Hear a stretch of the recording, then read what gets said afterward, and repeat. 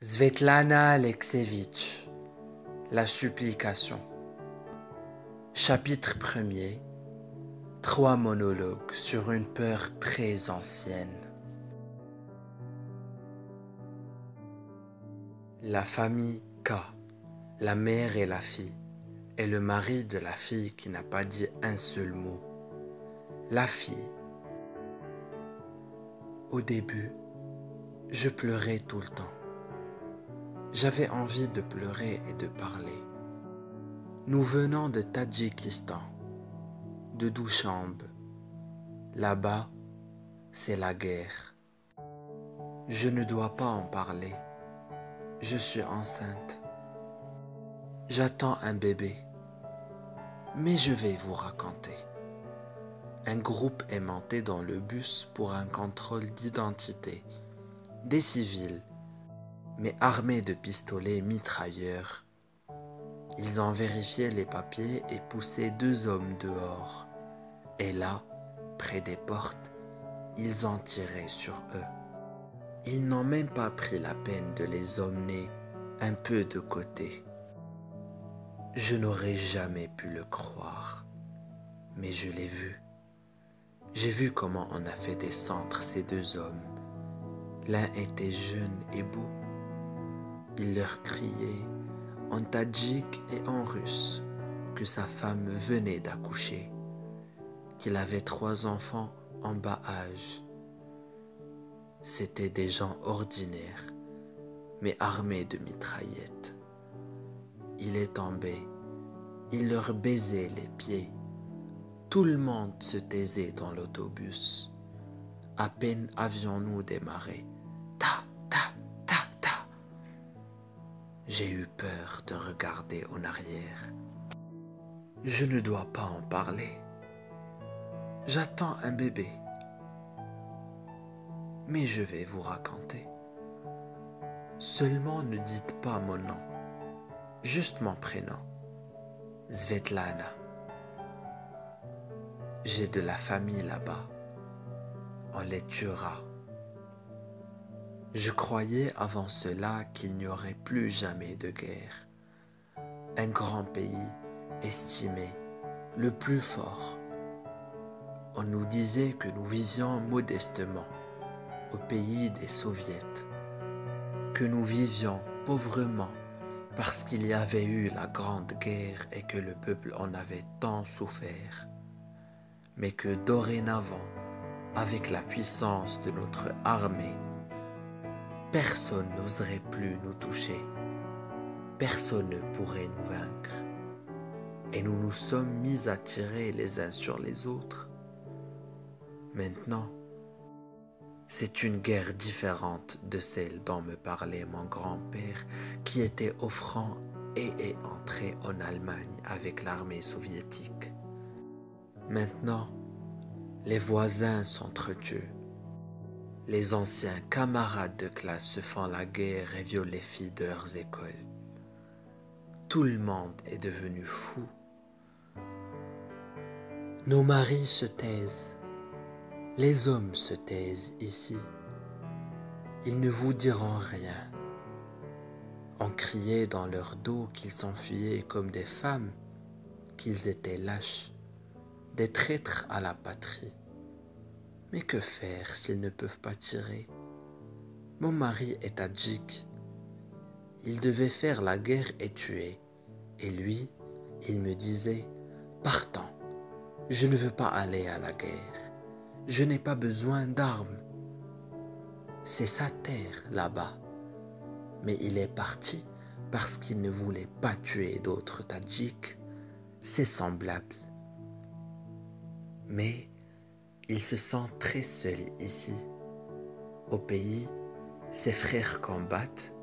L'un d'eux a été tué. C'est là-bas que vivent sa mère et ses sœurs. Nous sommes venus par le train de Dushanbe. Les vitres étaient cassées et il faisait froid.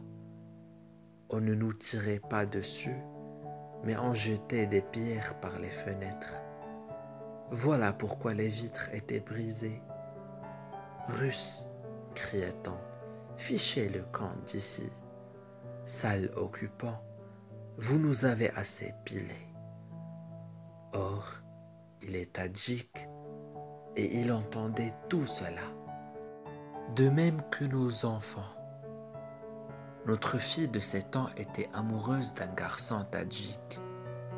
En rentrant de l'école, elle m'a demandé « Maman, qui suis-je? Une tadjik ou une russe ?»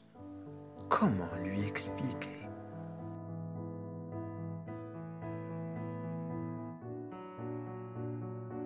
Je ne peux pas en parler, mais je vais tout de même vous raconter.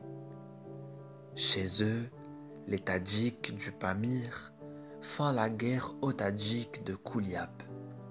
Ils sont tous Tadjiks et croient tous au Coran, mais ceux de Kouliab tuent ceux de Pamir et réciproquement. D'abord, ils se sont rassemblés sur la place pour crier et prier. Je voulais comprendre, j'y suis allé. J'ai demandé à un groupe d'anciens « Contre qui êtes-vous » Et ils m'ont répondu « Contre Parlement ». On nous a dit que c'était un très mauvais homme, ce Parlement. Puis, la place s'est vidée et ils se sont mis à tirer. C'est aussitôt devenu un pays inconnu. L'Orient, jusque-là, nous avions l'impression de vivre sur notre terre. Selon les lois soviétiques, il y a tellement de tombes russes, mais plus personne pour y pleurer. Des troupeaux paissent dans les cimetières russes, des chèvres, des vieillards russes se terrent dans les décharges, cherchent des restes pour survivre. J'étais infirmière dans une maternité. J'avais pris un service de nuit. Une femme accouchait difficilement, dans la douleur. Soudain, une aide-soignante entre dans la salle, sans gants stériles, sans blouse stérile. Que se passait-il donc pour que quelqu'un entrât en habit de ville dans une salle d'accouchement? « Les filles !» criait-elle, « des bandits !» Ils étaient armés et portaient des masques noirs. Et ils ont couru vers nous. Des drogues, de l'alcool. Ils ont collé le médecin au mur. « Donne !» Et à ce moment, la femme qui accouchait a poussé un cri de soulagement. Et le bébé s'est mis à crier. Je me suis penché sur lui. Je ne sais même pas si c'était un garçon ou une fille. Il n'avait pas de nom, rien. Et les bandits de nous demandaient « Est-ce une femme de Kouliab ou du Pamir ?» Ils n'ont pas demandé si c'était un garçon ou une fille, mais si le bébé était d'une ethnie ou d'une autre. Nous nous sommes tus. Et eux, de hurler « Elle est où, cette bonne femme ?»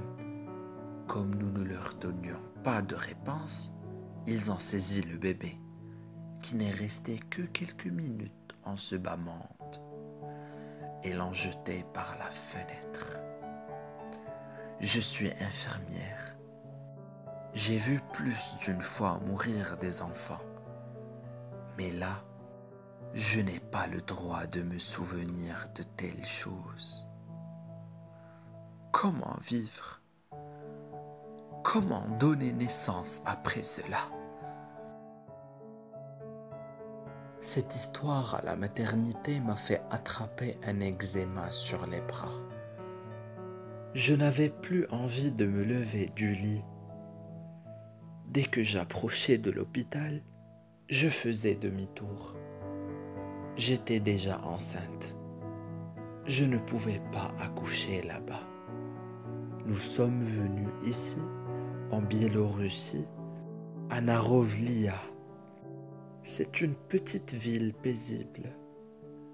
Ne me posez pas d'autres questions. Je vous ai tout raconté.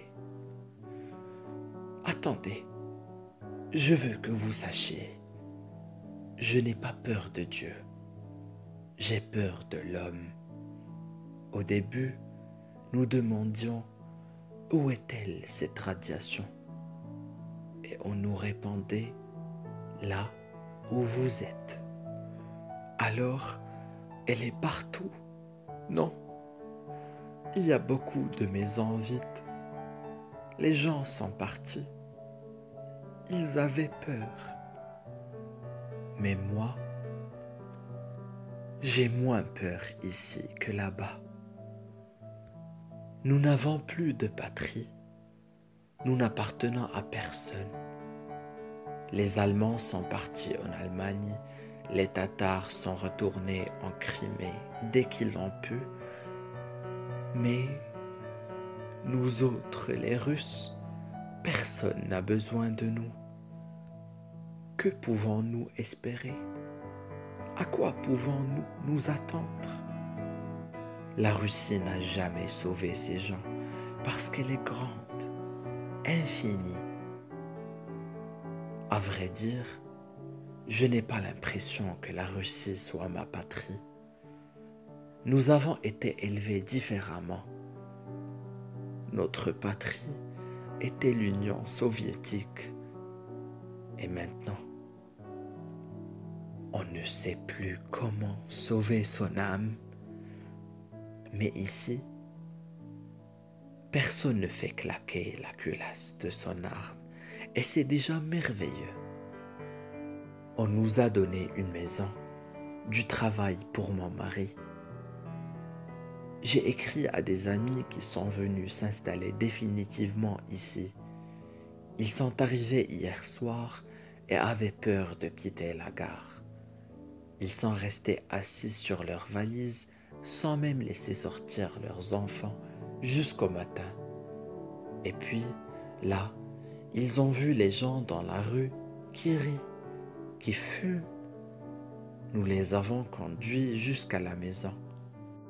Ils n'en revenaient pas de tout cela, parce qu'ils ont perdu là-bas toute habitude de vivre normalement. Ils sont allés au magasin, ils ont vu du beurre, de la crème, et ils nous ont raconté qu'ils ont acheté 5 bouteilles de crème liquide et les ont bu sur place. Les gens les regardaient comme des malades, mais cela faisait 2 ans qu'ils n'avaient pas vu de beurre ou de crème.